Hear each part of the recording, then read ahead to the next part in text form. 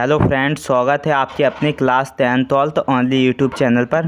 तो आज बात करने वाले हैं नवपाषाण काल की। किसके? नवपाषाण काल की बात करने वाले हैं। ये 7000 ईसा पूर्व से 1000 ईसा पूर्व के जो बीच के काल को हम नवपाषाण काल कह देते हैं। और इससे पहले वाली वीडियो में हमने किसके मध्य पाषाण काल के बारे में बात की है, तो आप उसे जाकर भी देख सकते हो। ठीक है, तो आज बात करने वाले हैं नवपाषाण काल की, जो 7000 ईसा पूर्व से 1000 ईसा पूर्व के बीच के काल को हम नवपाषाण काल कह देते हैं। और इसमें क्या होने लगा था? खेती बाड़ी होने लगी थी, जिसके कारण हम इसे अन्न उत्पादक युग भी कह देते हैं। किसे? नवपाषाण काल को। ठीक है, अगर आप चैनल पर नए हो तो प्लीज़ चैनल को सब्सक्राइब कर लो, बेल आइकन को ऑन कर दो, जिससे कि मैं कोई भी इम्पोर्टेंट्स या नई वीडियो आपको इस चैनल पर प्रोवाइड करूं तो वो वीडियो आप तक सबसे पहले पहुंच जाए। ठीक है, तो चलो स्टार्ट करते हैं किसके?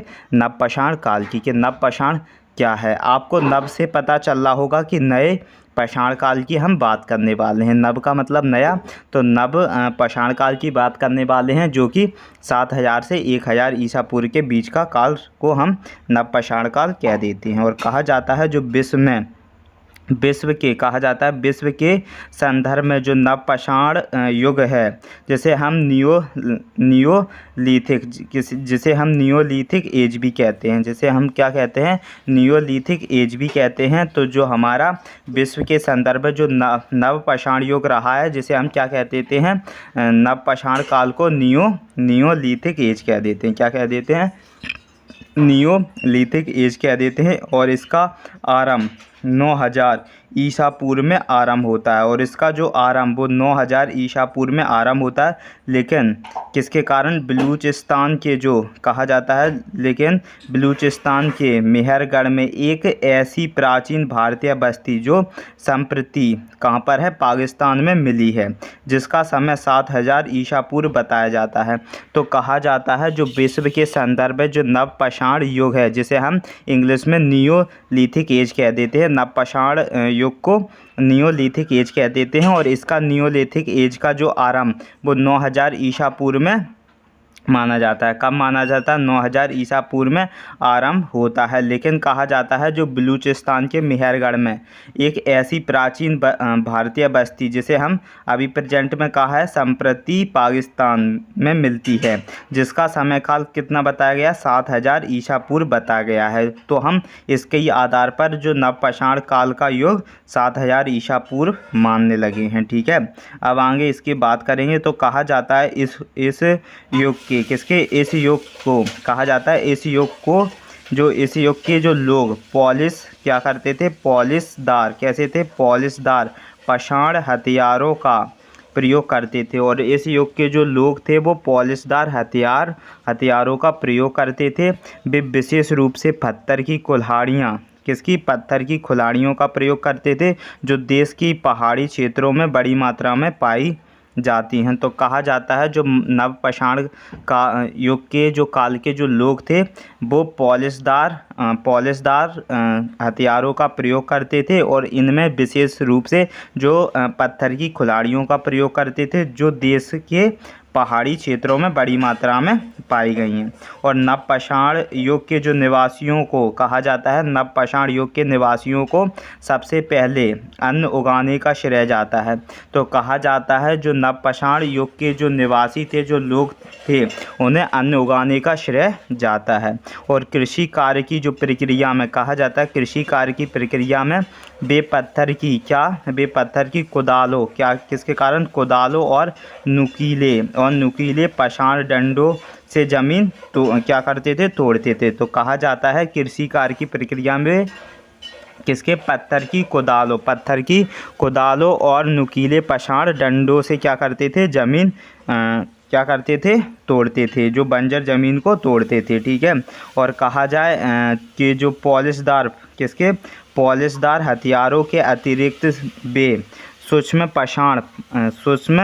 पाषाण फलकों का भी प्रयोग करते थे। और जो पॉलिशदार पाषाण हथियारों के अतिरिक्त वे सूक्ष्म पाषाण सूक्ष्म पाषाण फलकों का भी प्रयोग करते थे। वे मिट्टी और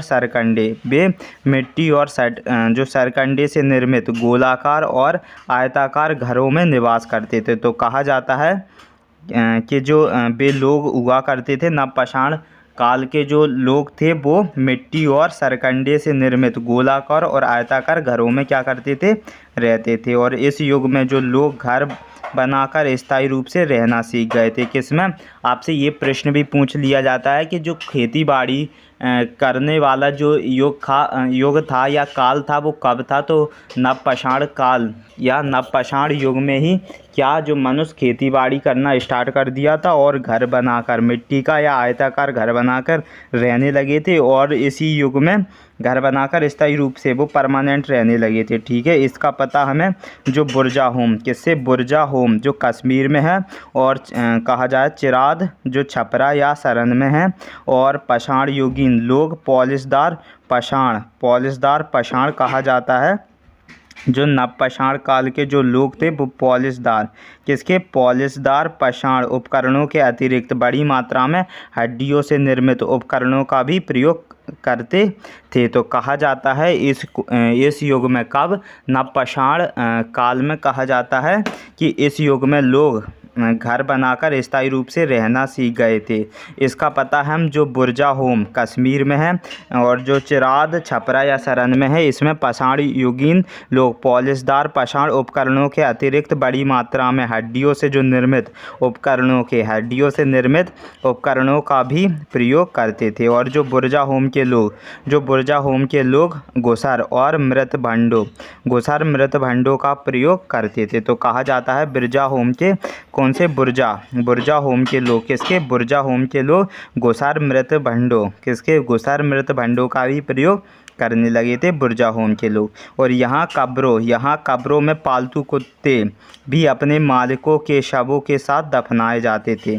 तो कहा जाता है कि जो ये प्रक्रिया थी, जब जो कुत्ते हुआ करते थे वो क्या करता था, जो मालिक हुआ करता था जो उन कुत्तों को पालता था, तो या मालिक एक्सपायर हो जाता था तो उन कुत्तों को भी मालिक के साथ दफना दिया जाता था। ये किस कुल की बात कर रहा हूँ मैं? नवपाषाण काल की बात कर रहा हूँ। ठीक है, तो इसमें ये प्रक्रिया चलती थी, कुत्तों को क्या मालिक के साथ शवों के साथ दफनाया जाने लगा था। ठीक है, और यह प्रथा भारत के अतिरिक्त कहा जाता है, यह प्रथा जो थी कुत्तों के साथ सबको दफनाने की, यह प्रथा अतिरिक्त अन्य कहीं नहीं पाई गई। कहा जाता है यह जो प्रथा थी वो भारत के अलावा और कहीं नहीं पाई गई। और इस काल के लोग कृषि के अतिरिक्त पशुपालन भी करते थे। और इस काल में कृषि तो करते थे नवपाषाण काल में, और पशुओं का भी पालन करते थे।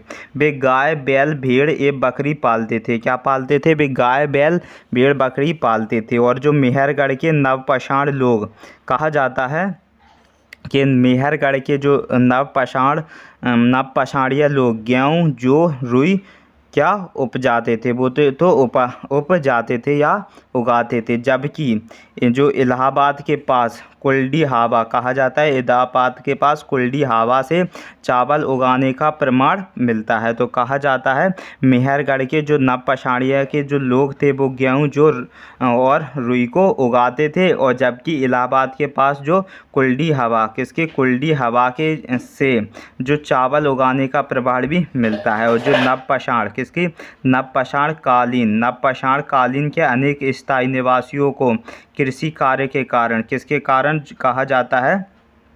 जो नवपाषाण कहा जाता है जो नवपाषाण कालीन अनेक स्थायी निवासियों को कृषि कार्य के कारण अनाज रखने तथा पकाने खाने पीने के लिए बर्तनों की आवश्यकता महसूस होती है। तो कहा जाता है जो नवपाषाण कालीन जो अनेक स्थायी निवासी थी जिन्होंने घर बनाकर रहने लगे थे, उन्होंने कृषि कार्य के कारण जो अनाज रखने के लिए और पकाने और खाने पीने के लिए उन्हें बर्तनों की आवश्यकता होने लगी, महसूस होने लगी।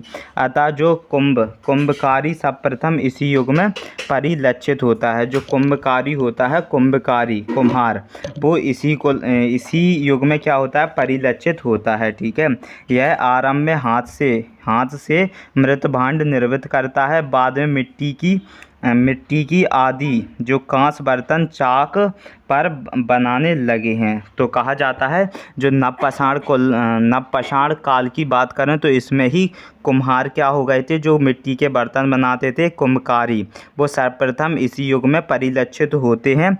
और आरंभ में वो हाथ से मृत भांड निर्मित होते हैं और बाद में वो मिट्टी के बर्तन और कांस बर्तन का चक्र बनाने लगते हैं। ठीक है, और कहा जाता है कि इनमें जो पॉलिश युक्त कला मृत भांड घूसर और मृत भांड मंद वर्ड मृत भांड और सम्मिलित है। कहा जाता है इसमें ही जो पॉलिश युक्त काला मृत भांड, घूसर मृत भांड और मंद वर्ड मृत भांड सम्मिलित है। किसमें? इसी काल में, नवपाषाण काल में। और जो नवपाषाण युगीन कहा जाता है, नवपाषाण युगीन सैल्ट, कुल्हाड़ियाँ, बसूले, छेनी आदि उपकरण उड़ीसा और छोटा नागपुर जो झारखंड के पहाड़ी क्षेत्रों में भी पाए गए हैं। कहा जाता है जो नवपाषाण युगीन में जो सैल्ट और कुल्हाड़ियाँ और बसूले छेनी उपकरण उड़ीसा में और छोटा नागपुर के झारखंड में पहाड़ियों क्षेत्रों में पाए गए हैं।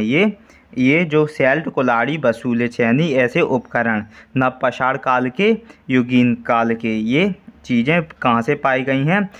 उड़ीसा में और झारखंड के छोटा नागपुर से। और जो कालांतर में मानव को लोहे का ज्ञान हो गया, कहा जाता है जो कालांतर में मानव को लोहे का ज्ञान हो गया तो उसकी जो चरम उन्नति का भी मार्ग भी प्रस्तुत हो गया। कहा जाता है कालांतर में जो मानव को लोहे का ज्ञान हो गया तो उसकी जो चरम उन्नति का मार्ग भी हो गया, क्योंकि लोहे का ज्ञान हो जाने से उनने कहा जाए लोहे के क्या उपकरण बनाना शुरू कर दिए होंगे। ठीक है, और कहा जाता है लोहे के फल से युक्त हलों के, कहा जाता है लोहे के फल से युक्त हलों के कारण जो मैदानी इलाकों में वनों को काट कर खेत बनाना और गहरी जुताई करना संभव हो गई, जिससे अधिशेष उत्पादन होने लगा और नगरीय जीवन का आरंभ हो सका। कहा जाता है उन्होंने क्या, नवपाषाण काल में ही क्या कर लिया, उन्होंने लोहे की पहचान कर ली, जिसके कारण उन्होंने जंगल में जो वन हुआ करते थे उनकी बोले तो उनको काट कर क्या बनाने लगे, खेत बनाने लगे और गहरी जो जुताई खेती थी उसको थोड़ा सा गहरा नमी युक्त करने लगे, जिससे कि अधिशेष उत्पादन बढ़ने लगा और नगरीय जीवन का भी आरंभ हो गया। ये मैंने आपको किस में बताया है, नवपाषाण काल की बात की है। ठीक है, ये बहुत इंपॉर्टेंट टॉपिक हो जाएगा, आपसे पूछ लिया जाए कि नवपाषाण काल कब से कब तक रहा है, तो 7000 ईसा से 1000 ईसा पूर्व के बीच के काल को क्या कहा जाता है, नवपाषाण काल कहा जाता है। इसे अन्न उत्पादन युग भी कहा जाता है। क्यों कहा जाता है? क्योंकि इसमें खेती का आरंभिक होने लगा था और इसी काल में लोहे की पहचान हुई थी और इसी में जो बोले तो पॉलिशदार हथियारों का भी इसी में उपकरण प्रस्तुत हो गया था और इस काल को न्योलिथिक एज भी कहते हैं। लेकिन इसका कहा जाता है इसका 9000 ईसा पूर्व में आरंभ हो जाता है, लेकिन बलूचिस्तान के जो मेहरगढ़ में एक ऐसी प्राचीन भारतीय बस्ती है जो प्रेजेंट में संप्रति पाकिस्तान में मिली है, जिसका समय कितना बताया गया है, 7000 ईसा पूर्व बताया गया है, जिसके कारण कहा जाता है नवपाषाण काल का युग 7000 ईसा पूर्व से 1000 ईसा पूर्व के बीच का माना जाता है। ठीक है, तो ये बहुत इंपॉर्टेंट है नवपाषाण काल, क्योंकि मैंने इसके बारे में एक आपको बता दिया है। और इसमें जो मिट्टी के बर्तन बनाने की प्रक्रिया भी कहाँ आरंभ हो गई थी, नवपाषाण काल में ही आरंभ हो गई थी। ठीक है, और लोहे की पहचान, और कहा जाता है इसमें जो कृषि के साथ साथ पशुपालन की प्रक्रिया भी चालू हो गई थी। और पशुपालन जो कि भेड़, गाय और बकरी, बैल आदि पालते थे, और इसी नवपाषाण काल में हमें कहा जाता है जो मालिक के साथ कुत्ते दफनाने की जो प्रक्रिया भी इसी काल में मिलती है। ठीक है, और कहा जाता है कि जो कुम्हार था कुमार था उसने सबसे पहले क्या बनाए थे, मृत भांड बनाए थे, जिसके कारण फिर बाद में मिट्टी के बर्तन वगैरह बनाना उसने स्टार्ट कर दिए। ठीक है, और कहा जाता है कि इसी युग में किसकी पहचान हुई थी, लोहे की पहचान हुई थी, जिसके कारण क्या होने लगा, लोहे के कारण जो वन थे, बोले तो जंगल थे, उनको काट कर क्या बनाने लगे, इस मानव खेत बनाने लगे। और खेत बनाने के बाद लोहे से वो क्या करने लगे, जुताई, खेतों में क्या नमी युक्त खुदाई करने लगी, जिसके कारण इसी युग में उत्पादकता बढ़ गई और खेती युक्त इसी में क्या होने लगा, कहा जाता है लोहे के फल से, कहा जाए लोहे के फल से युक्त हलों के कारण मैदानी इलाकों में वनों को काट कर खेत बनाना और गहरी जुताई करना संभव हो गया, जिससे अधिशेष उत्पादन होने लगा और नागरीय जीवन का आरंभ हो गया, किसमें, नवपाषाण काल में। ठीक है, तो ये आज की बोले तो आज का छोटा सा वीडियो था, जिसमें मैंने आपको क्या बताया, नवपाषाण काल के बारे में बताया। किसके में, नवपाषाण काल के बारे में बताया, जो 7000 ईसा पूर्व से 1000 ईसा पूर्व के बीच के काल को हम नवपाषाण काल कह देते हैं। और इसी में जो खेती, इसे क्या और कह देते हैं, इसे अन्न उत्पादन काल भी कहा जाता है। तो आज के लिए इतना ही रहने देते हैं। अगर आप चैनल पर नए हो तो प्लीज़ चैनल को सब्सक्राइब कर लो, बेल आइकन को ऑन कर लो, और वीडियो आपको बहुत अच्छे से समझ में आई होगी तो प्लीज़ वीडियो को लाइक कर दें एंड शेयर कर दें। तो आज के लिए इतना ही, मिलते हैं नेक्स्ट वीडियो में।